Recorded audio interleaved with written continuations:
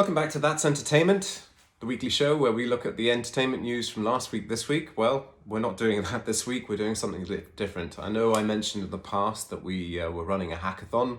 We recently put this together with a student body from the Faculty of Engineering at the University of Porto. And the goal was to set the students a series of tasks around the use of film audience data to create business intelligence. These are all very important things that we should all be looking at now to start to see what the trends are. And we thought we would take the initiative to actually push off this event, first of a series, we hope. Different sectors of the film industry have access to huge amounts of unique and highly valuable data, but it's rarely shared between those producing and releasing films and making the films available to consumers, either in cinemas or via digital platforms. At Groovy, we've been looking at ways to change this, and in order to create common digital standards across the industry in terms of sharing, studying, and exploiting the common audience datasets that will benefit everyone. Building prototype datasets and systems and using that data to run pilot campaigns enables us to provide actionable business intelligence for all relevant industry stakeholders. The students at the Porto Hackathon were presented with a range of problems that the film industry faces today and supplied with a range of relevant datasets.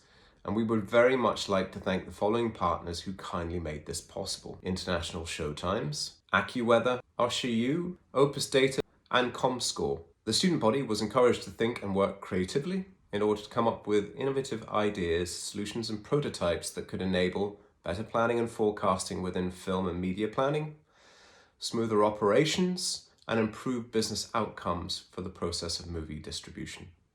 In short, the summary of the weekend, well, we were very, very impressed with the quality of work that was presented by 9 teams of students, and would like to share with you some of the presentations from what our team of judges considered to be the best too. Team BMAO looked at a truly international problem: data matching an individual film's title around the world. As you can see here, you have a lot of titles, but they all represent the same movie. And this becomes a problem because when you want to aggregate data, let's say to manage or to calculate the overall sales of a movie worldwide, you'll find this problem all the time because movies, even in the same language, are translated and have several different variations of the title. So what we want to do here is to provide an API that, given 2 movie titles, tells us are they the same movie or not. And if we get a bunch of titles, we also want to group them into the same movies. To do this, first we have to understand the data. So imagine if you have someone that has never watched Harry Potter, knows nothing about it, but knows how to speak English. And if you ask them, is Harry Potter 1 and the first Harry Potter movie the same movie? They will say yes. And all of these combinations, they will say yes. But if you ask them, is Harry Potter 1 and Harry Potter the Philosopher's Stone the same movie? They will not know how to answer that. On top of that, we also have a translation problem. So movies are not even translated to a different language, but new titles are created in different language. So to solve this problem, we started by using an NLP approach. So we just remove all the words that didn't make sense, and we focus on the essential words on the title and compare between them. This helped us solve a lot of problems and find a lot of matches. Our second approach, we went a little bit deeper and we explored the Google knowledge graph. So we understand that if people query even in one language or another, or if they query Sorcerer's Stone or Philosopher's Stone, the results will be similar because they will be mapped to the same entities in the Google knowledge graph. And then you can see the examples here. So we basically just compare both of them and we give a probability for them to be the same or not. You have like the data on the left, you have a bunch of titles. We run our algorithm for each combination. And if we find that they are a match, we connect them and create these graphs that you can see on the right. On the right, you can see 2 graphs, and they represent 2 different movies. So there is no connection. We tried, and there is no connection between Harry Potter 2 and Harry Potter 1, or Harry Potter 2 and Harry Potter and the Philosopher's Stone, because they are different movies. So we ended up grouping all these titles that we have there, like we see on the bottom, into 3 categories, 3 clusters that represent 3 movies, even though you have several titles for each cluster. And we decided to go a little bit further and experiment with a much bigger data set and which much more diverse. So we looked at it and we tried to group them into the same movies like we see on the right.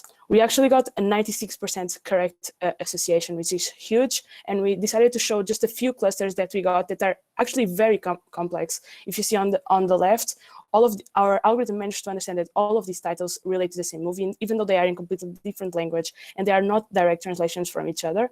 And if you look on the right, even if I asked you Katrit, I don't know how to pronounce it, Gruntarina, I think none of you would say that this is the Minions movie, but the algorithm managed to do so. We have some limitations, as always. We are a bit dependent on the Google Knowledge API right now, not totally, but our idea is to expand to all the other APIs that were provided to us and get more knowledge, get better associations.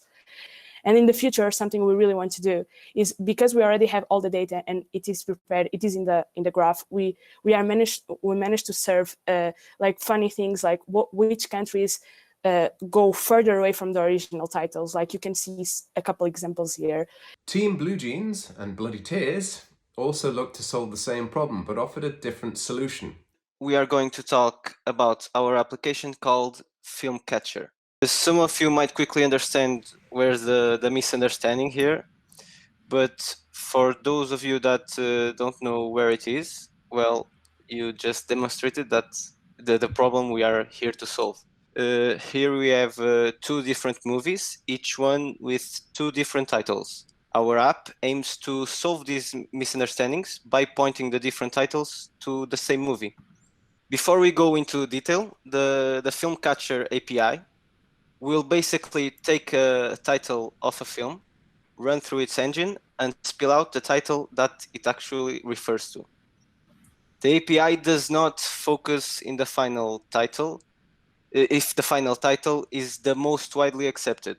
Instead, it will guarantee that different title variations of a film will point to the same exact title. The first steps in our implementation are based around mutating the original input string, creating different variations of it by removing white spaces, possible unwanted characters, words in parentheses, mutating numbers from 9 to 9th or 9 to the digit 9. Every new string is stored with a weight value that goes down the more mutated the string becomes. All these variations are ran through multiple APIs that grow through movie databases. The main idea is to correlate the results that we get from all different query variations from all APIs that we use. We take these mutated strings and, as was said, we perform a series of queries to different APIs in order to gather some metadata from various sources. We then calculate a confidence factor for each result, depending on the quality of the metadata. This factor is then multiplied by the weight of each query. So, if our query was highly mutated, most likely, even if we're very confident on the results for that one, if it was highly mutated, we can't set a value that high because we might have deviated a lot from the original title. And we then aggregate all of these results by their IMDb ID. And with the caveat that if there are more results for a particular ID, we increase the confidence measure for that one. In the end, the idea is to have the ID with the highest confidence is most likely to be the movie that the original query was referring to. So although we created a little web app to demonstrate our API, the real usefulness would be to use our API to figure out if multiple titles are referring to the same movie. So in the next slide, we can see a little example of our web app in work. But for now, I think that we should move on to some final remarks.